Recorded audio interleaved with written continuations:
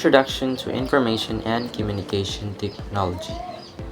So, ICT is an umbrella form or term that includes any communication devices, information and communication technologies. So, to be short, muna siya ICT.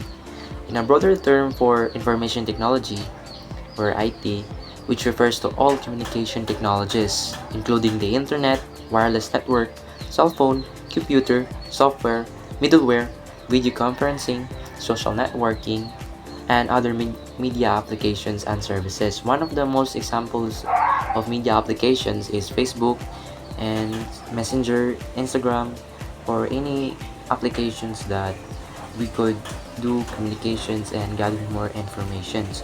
So since we're talking about information technologies, let's talk about information.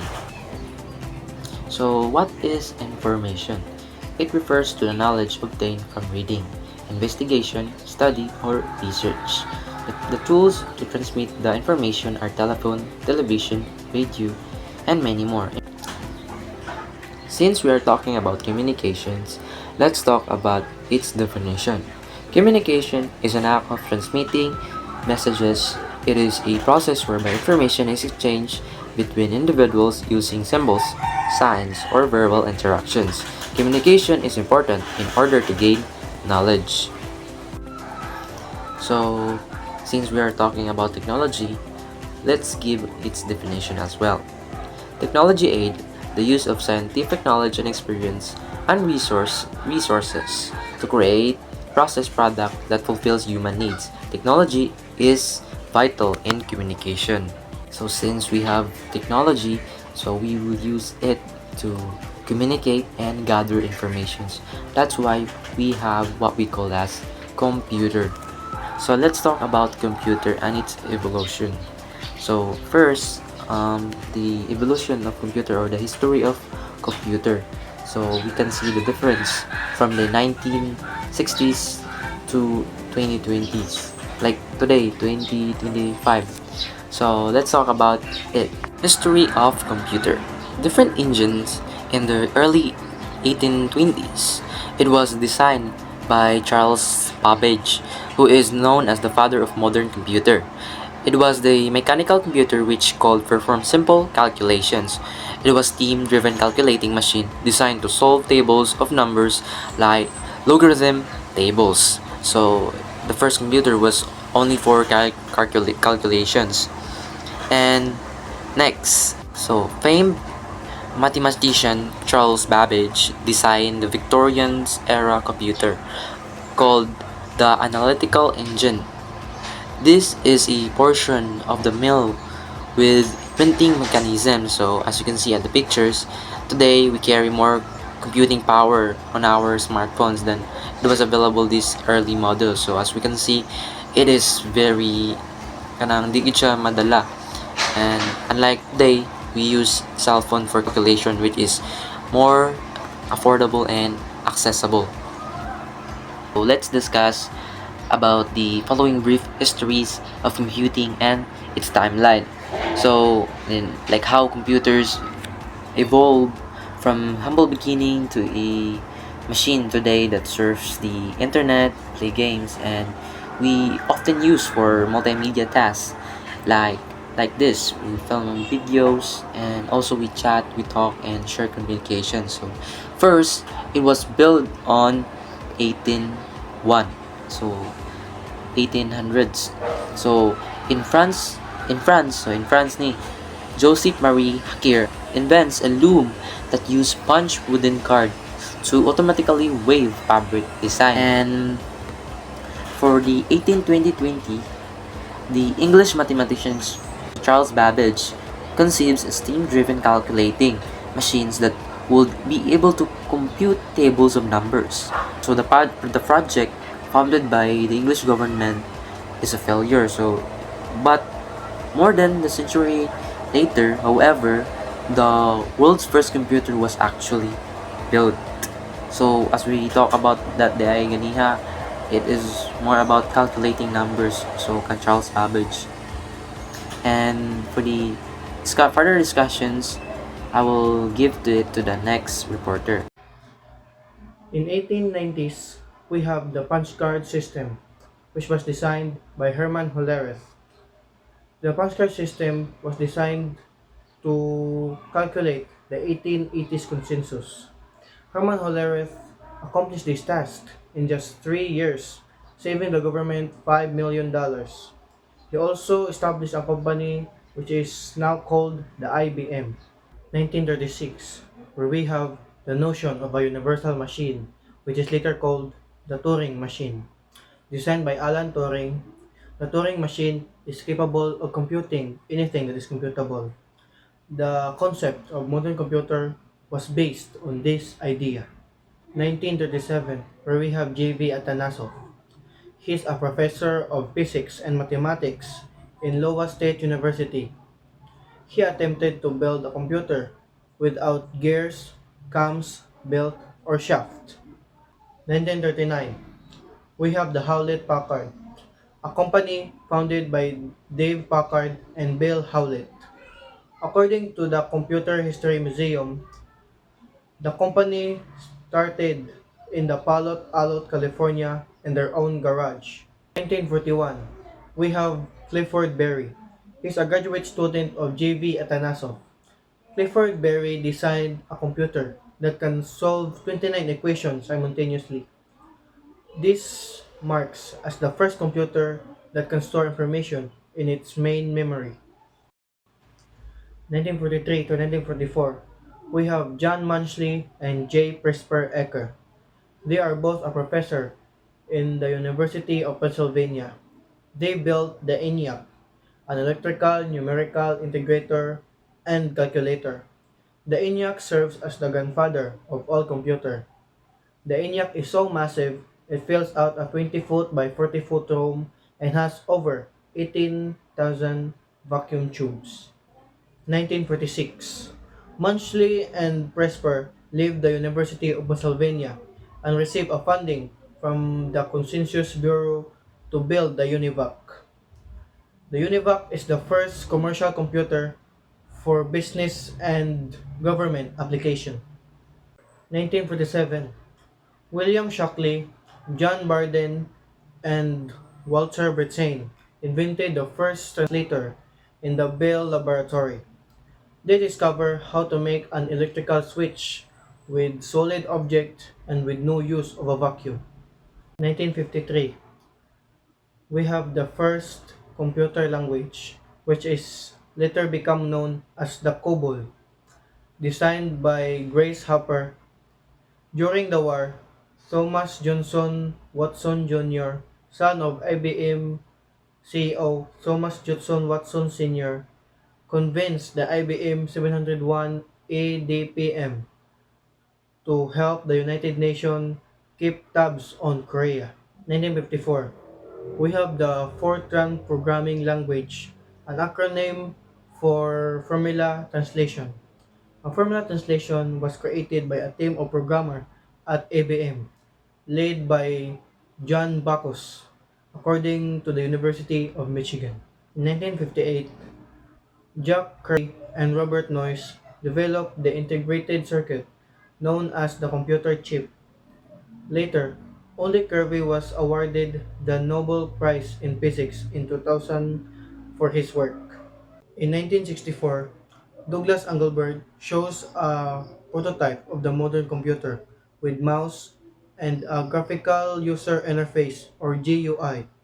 This discovery led to the evolution of the computer from a machine that only the scientists and mathematicians use to a technology that the public can access. 1969, a group of developers at Bell Labs developed the Unix. Unix is an operating system that has little to none issue. Unix was portable among many platforms and it was used as an operating system for most company and government entities.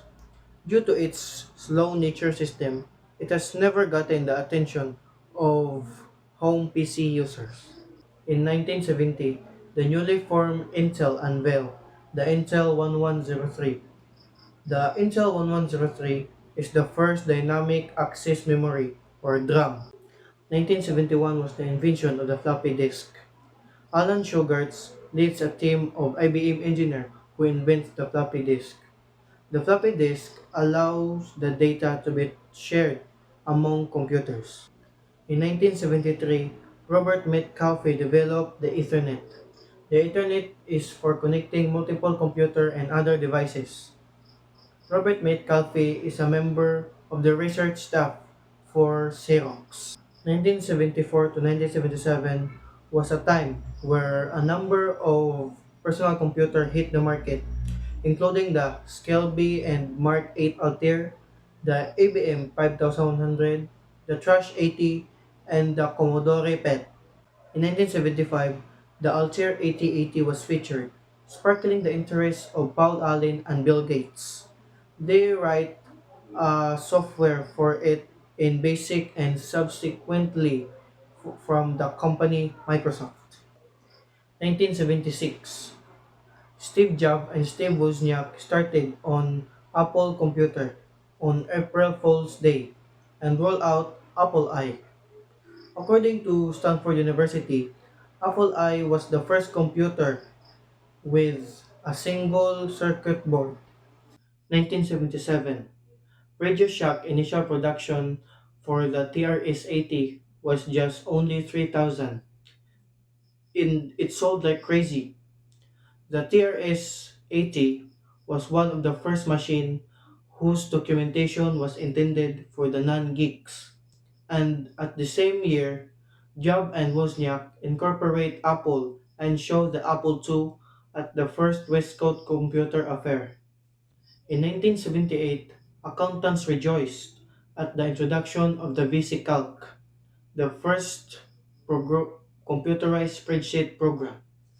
1979, MicroPro International released WorldStar, the first significant word processing software. Its key innovation includes margin, word map, and moving away from a complex command mode.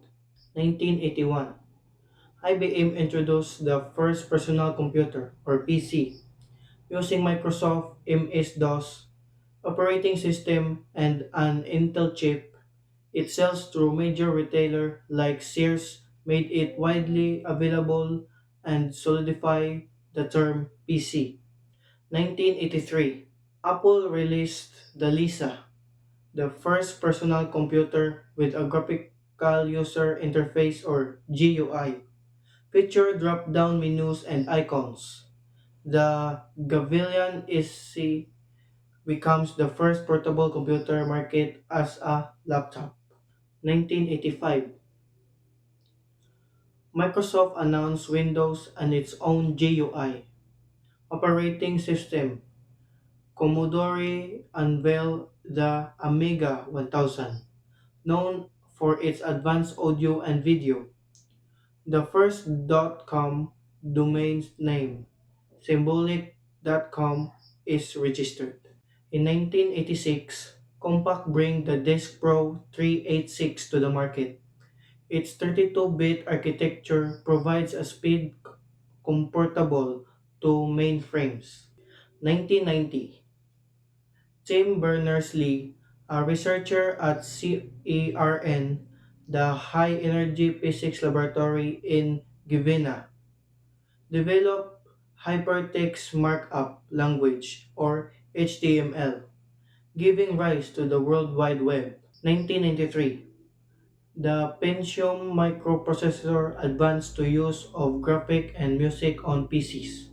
1994, PCs become a gaming machine as Command and Conquer, Alone in the Dark, Theme Park, Magic Carpet, Descent, and Little Big Adventure are among the games to hit the market.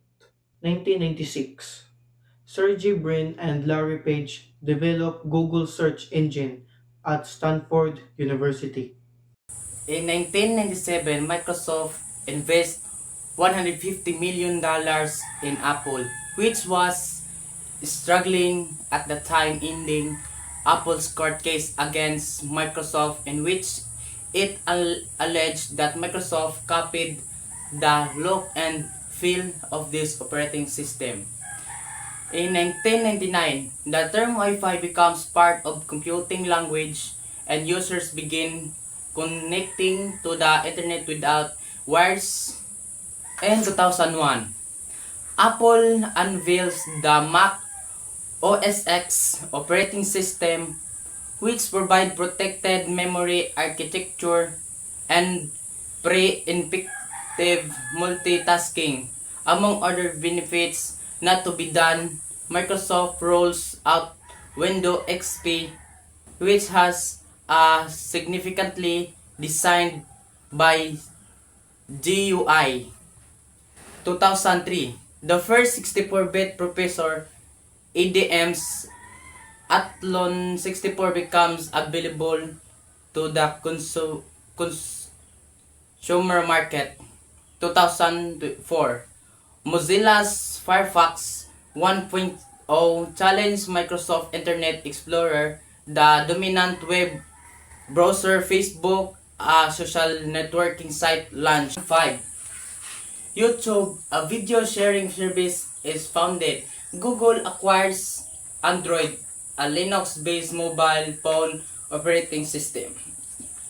2006, Apple introduced the MacBook Pro, its first Intel-based dual-core mobile computer, as well as in Intel-based iMac, Nintendo's Wii game console hits the market. 2007, the iPhone brings mini computer function to smartphone. 2009, Microsoft launched Windows 7, which offers the ability to pin application to the taskbar and advances to touch and handwriting recognition, among other tech features. 2010, Apple unveils the iPad, changing the way consumers' way of media and jump starting the dominant tablet computer segment. In 2011, Google released the Chromebook, a laptop that runs in a Google Chrome OS. So, diri 2011 is na-release ang Chromebook. 2012, Facebook gains 1 billion user on October 4. 2015, Apple released the Apple Watch, Microsoft released and Windows 10. So, in 2015 kuno is release an Apple Watch and Microsoft Windows 10. 2016, the first programmable quantum computer was created until now. They usually it's tailored to attack a particular system or algorithm, said study lead author Shantanu Devnath, a quantum physicist and optical engineer at the University of Maryland College Park. Laboratories scientist George Stabitz used release for a demonstration adder called the Model K adder because he built it on his kitchen table. This simple demonstration circuit provide proof of concept for applying Boolean logic to the design of computers, resulting in construction for the relay-based Model I complex calculator in 1939. The same year in Germany, engineer Konrad Zuse built his ESDO computer also using telephone company relays. Hewlett Packard is founded. David Packard and Bill Hewlett found their company in a Palo Alto, California garage. Their first product, the HP 200A audio oscillator, rapidly became a popular piece of test equipment for engineers. Walt Disney Pictures ordered 8 of the 200B model to test recording equipment and speaker system for 12 especially equipped theatres that showed the movie in Fantasia in 1940. Konrad Zuse finished the Z3 computer. The Z3 is an early computer built by German engineer Konrad Zuse, working in complete isolation from development elsewhere. Used 2,300 relays, perform floating point of binary arithmetic, and has a 22-bit word length. That Z3 was used to aerodynamic calculation but was destroyed in a bombing raid in Berlin in late 1943. Jewish later supervised a reconstruction of the Z3 in the 1960s, which is currently on delay or display at the Deutsches Museum in Munich. The complex number calculator or CNC.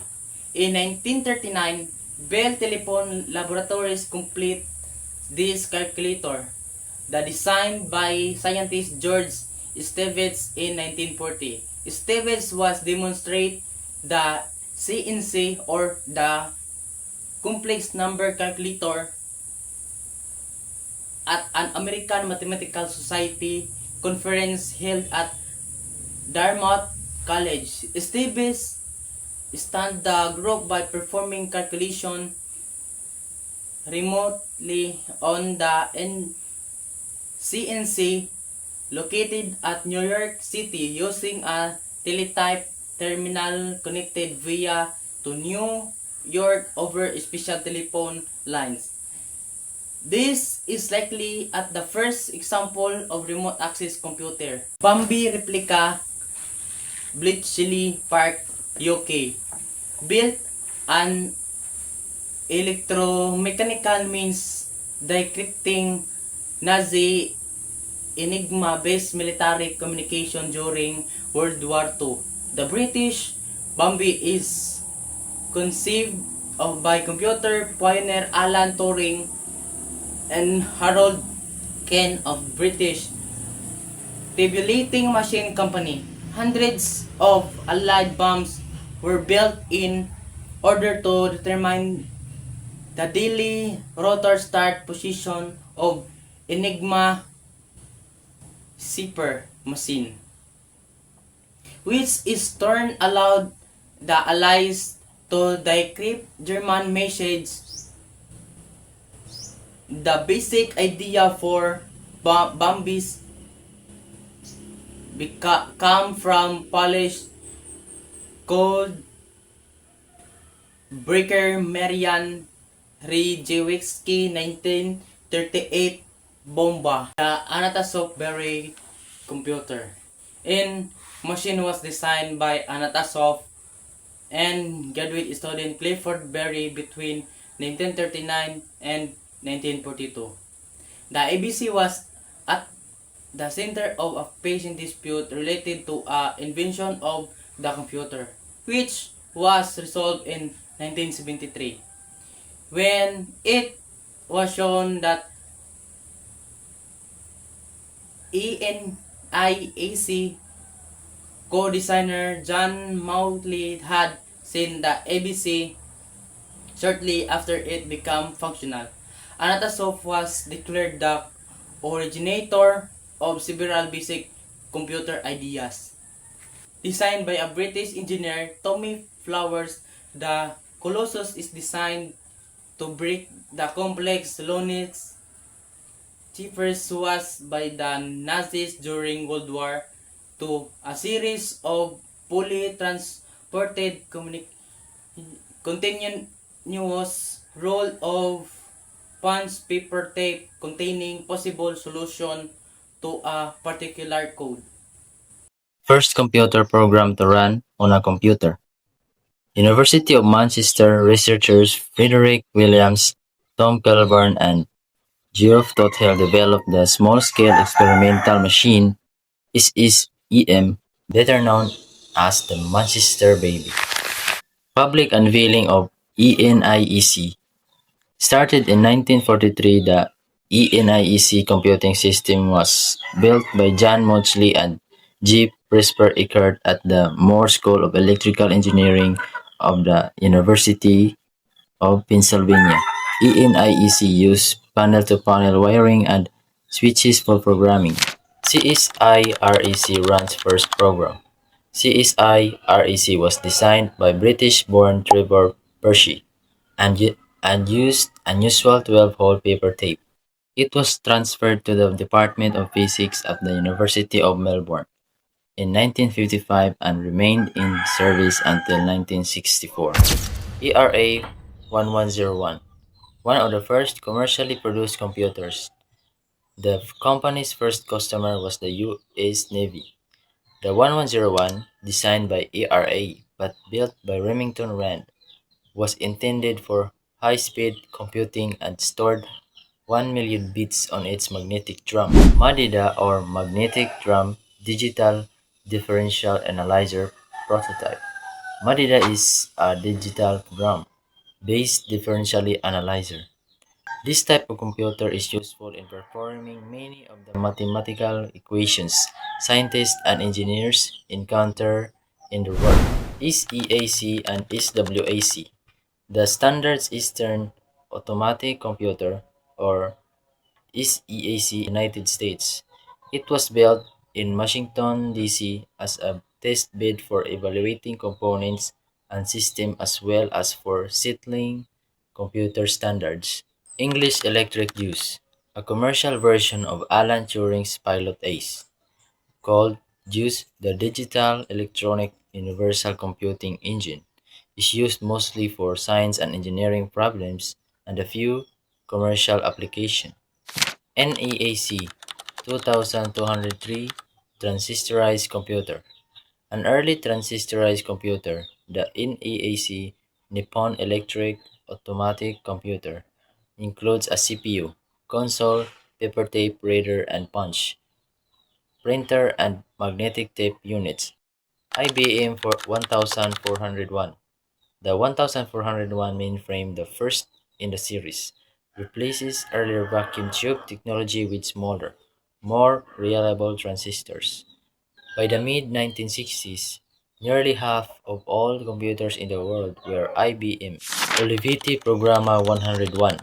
This printing programmable calculator was made from discrete transistors and an acoustic delay line memory. The Programma 101 could do addition, subtraction, multiplication, and division, as well as calculate square roots. 40,000 were sold, including 10 to NASA for use.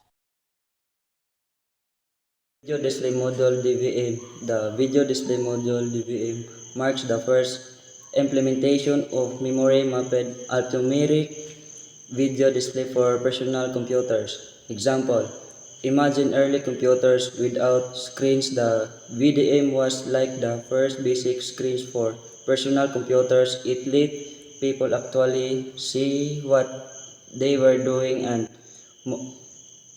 made simple computers games possible. Tandy Radio Shack introduces its TRS-80. Tandy Radio Shack first desktop computer.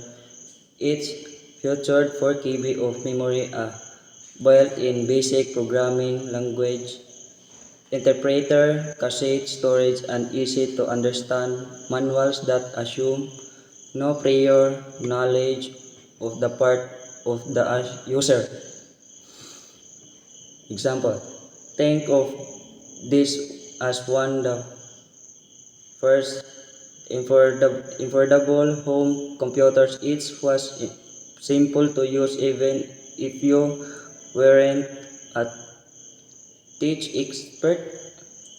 It helped bring computers into school and home, making them more accessible. Commodore 64 system. The C64, as it is better known, had 64 KB of RAM and featured impressive graphics. Thousands of software titles were released over the lifespan of the C64. Example: This was a super popular home computers with impressive graphics for its time. It sold millions and it's known as one of the best-selling computers. Over many people got their start in computing and gaming on a C64. IBM introduces its personal computer PC. IBM brand recognition along with a massive marketing campaign ignited the fast growth of the personal computer market with the announcement of its own personal computer PC. For example, this is a big deal because IBM was a major company when they made their own PC. It made personal computers a serious business. The PC became the standard and many other computer copied it. PowerBook series of laptop is introduced. Apple Macintosh Portable met with little success in the marketplace and led to a complete redesign of Apple's line of portable computers. For example, these were Apple's first modern laptop. They had a trackball, a floppy drive, and a place to rest your hands. Features that become common on laptops for years to come. Apple Newton Personal Digital Assistant. Apple entered the handheld computer market with the Newton, dubbed a personal data assistant by Apple President John Sculley in 1992. Example, Apple attempted to create a handheld computer. It was supposed to recognize handwriting, but it didn't work very well. Although it wasn't a success, it was an early step toward devices like the iPad. IBM ThinkPad 701C, officially known as the TrackWrite, the automatically expanding full-size keyboard used by the ThinkPad 701 was designed by inventor John Carridis. Example, this laptop had a special keyboard that could expand to be bigger than the laptop itself. It was a clever design that showed how companies were trying to make laptop easier to use.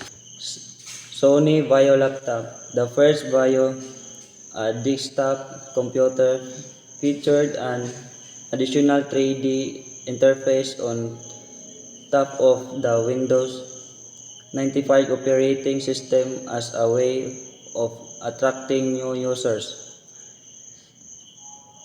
Sony focused on making laptops great for entertainment.